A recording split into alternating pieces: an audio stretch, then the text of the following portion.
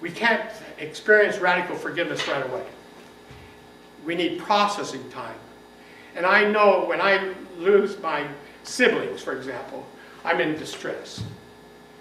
And when I lose my siblings, I need some time. But I can forgive and say, this is the will of the divine. But it takes me time to accept the fact that it may be for my greater good. Interesting. What does that mean? Well, when I lost my sister, my greater good was a better connection that I had with her after she went to the different plane of existence and in the physical. Things happen that we're not aware of. And we tend to place blame. I hate it when in funerals we say, she's lost her loved one. She's lost her husband. We don't lose people. In our belief system, we're spiritual beings. We're eternal. There's never a loss. There's a graduation. My sister graduated to a different plane of existence. And I speak to her almost every day. So it's a mindset. And the bottom line, and I hate to use the word bottom line, but I always use it anyway. I need growth, and I need to forgive it. We need to look at everything that's happening to us as a blessing, without labeling. And that's tough to do, I know that. But we need to look at this world as being in perfection, in divine order. What's happening is necessary for the growth of this planet. It's part of that Big Bang that's still continuing. And if we stop growing, if we stop creating, what's going to happen to us, Bob? What's going to happen to us? If it stops going outward, what does it do? It implodes inward. So we're on target. We're doing the right thing. We're on purpose, no matter what we experience. And so how do we rise above it? We accept the fact that this dramatic situation that's happening to me, and I've gone through it. Gosh, I've lost sleep at night. I go into depression. You know, I'm a minister, I'm one of you. But what's happening to me contributes to me spiritually. It helps me in my spiritual evolution of being better as a spiritual being occupying a body.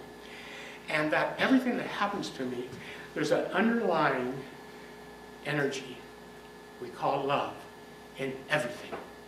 No matter what we as people want to look at it and say it's bad, there's an underlying energy that's called love that's there in all situations. I hope we can embrace that. It's very difficult to embrace it. There's a Zen master that I like to follow. It's a woman, and her name is Zona. Now, Zona had a lot of followings. People would come to her, and a lot of the folks had emotional problems, financial problems, all kinds of problems. Some of them were suicidal. It was things happening, and they'd come to her, and she said she taught one affirmation, just one, and it was kind of awesome. Thank you for everything. I have no complaint whatsoever. Many of you know about Zona. Thank you for everything. I have no complaint whatsoever. Some of the folks didn't believe it, and they left in disgust. She didn't heal them. Others accepted it and practiced it. And as history goes, the healings were magnificent. And let's say it. Thank you for everything. Thank you for everything. I have no complaints whatsoever. And so it is. Many years ago, when I was in the school business, I had this administrator we locked horns. I was still involved with this church. In fact, I was the only one. We always locked horns on everything. We weren't getting along at all. And I got to thinking, Angelo, why don't you practice your belief system? What's going on?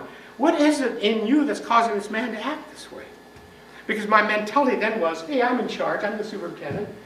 And this is going to change, it's going to get better. If not, one of us has to leave, and it's not going to be me. And that doesn't solve it. Believe me, I did say that too. But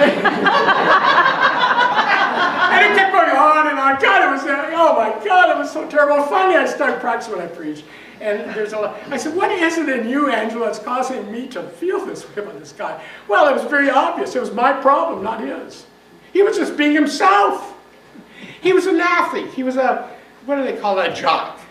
His mentality was winning games at all costs. His mentality was a compassion for being the best on the field, which precluded the Angelo Pizelos of the world who's struggling with athletics being on the field when it's an important game. My mentality was everybody should play. Well, at the high school and junior college level, that doesn't work. If you walk into a college and say, hey, wait a minute, I'm the dean here, and I want Joe Smarts to play. Wait, Joe Smith, he runs a 300-point, 100-yard. If we play him, they're going to run all over us. It just doesn't work. So what we did, I realized that forgiveness, traditional forgiveness does not work. I could have said, you know, in mind, I forgive you, and no. What worked was radical forgiveness, the heart chakra, eliminating the blame, eliminating pointing fingers at this person. Connie's smiling, she knows who I'm talking about probably. Eliminating pointing fingers and saying, it's my way or the highway. I love that. It's my way. And we live nicely. But being a dictator doesn't work in today's world, especially with ministers. But anyway, I changed my own attitude, brought in radical forgiveness and said, Angelo, what is your responsibility? And then I used Ho'oponopono. I love you, I'm sorry, please forgive me, thank you. And it magically went away. We were able to start talking. It's as if I had these words with him, but what happened was we sat down and we were smiling with each other, the energy level shifted, and we were able to compromise in some areas. He listened to me and agreed with my point of view, but it wasn't practical, but he did agree. That is what we call radical forgiveness. And what Colin tells us, and I love this part, he tells us that every one of us, we're surrounded with this tremendous life force energy. And I won't get into the many bodies we have, you know, the astral body. No, we don't need to go there today. That's a whole workshop. But we're surrounded by this tremendous life force energy. And the problem with this is when Angelo lays blame or points my finger or says it's my way or the highway, what do? The life force cannot penetrate, cannot flow through that energy that surrounds us. And Colin says the problem is we block it. When we're angry or we're treating people like, you know what, and when it's my way or the highway, what we're doing, we're blocking the life form, the energy that supports us with love and inspiration. And what he says is, if we do it often enough, or if we block it often enough, our body starts shutting down. And eventually we get sick. And he said, in some cases, we can die. So we think about that. And, you know, we can say, well, accept this or not accept it. But the bottom line is, we see it around us. We see, and I have many people I work with, who are constantly in that negative, who are constantly in that guilt mode, who's constantly blaming others for their own experiences.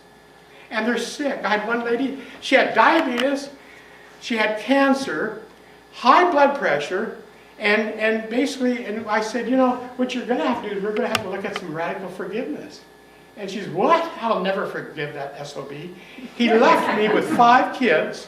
He left me with 5 kids, and we had to go on welfare. I'll never forget it. I said, well, he's having a good time. He's probably got 2 or 3 other wives now. And he's having a joyful experience, and you're suffering. You've got cancer, you've got diabetes, you've got high blood pressure, blah, blah, blah. And she left. She wouldn't accept it.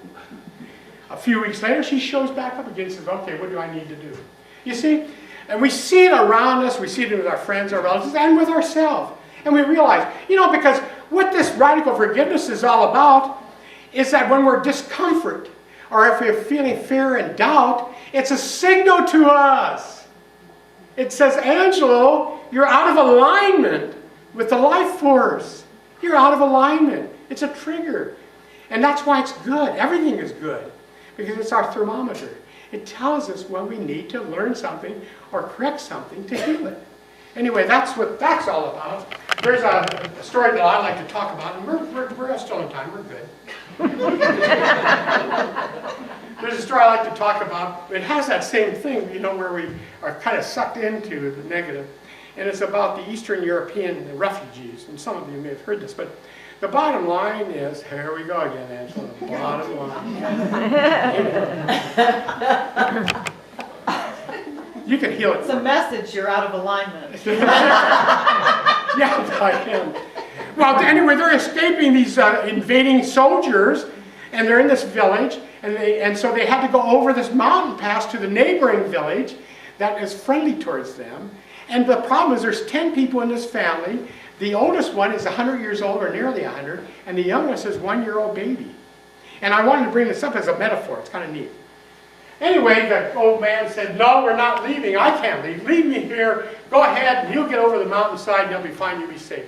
No, we're not leaving. Why aren't you leaving? He said, we're not leaving because if we leave you, they will kill you. And so they talked him into leaving. So they pack up, and they're going up the mountain, and they're taking turns carrying the baby. Because that's, you know, going up a steep hill. And finally, after 3 or 4 hours, he sits down on a rock. He's exhausted. He says, I can't go any further. I can't. Physically, I can't. There's no way I can do this. You have to do it. He said, why do I have to? You have to do it. Because we need you. He said, why do you need an old man? He said, we need you because it's your turn to carry the baby. Interesting. You see where I'm going on this one? This is good. It's cool. Ego coming in here.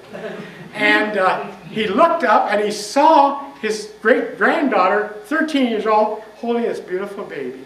He looked around and all the rest of the family are just exhausted. And when he transcended, again, the physical, the dimension of the human, into the spiritual evolution, he looked, the love energy came into existence. It was like a miracle. He changed. The energy was unblocked. The energy was good from the dimension of all possibilities.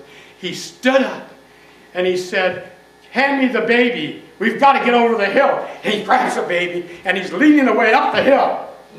What happened there? Well, today what I'm talking about is it's our turn to carry the baby. When we have the problem that's overwhelming us, when we have a situation that looks unmanageable, it's our turn to carry the baby. And we need to remember that. And what that means is the baby is our divine essence. It's our turn to carry the divine essence, to bring it in a manifestation in our own life so that we can overrule anything that's happening on the outer. And say with me, So it is. we're done.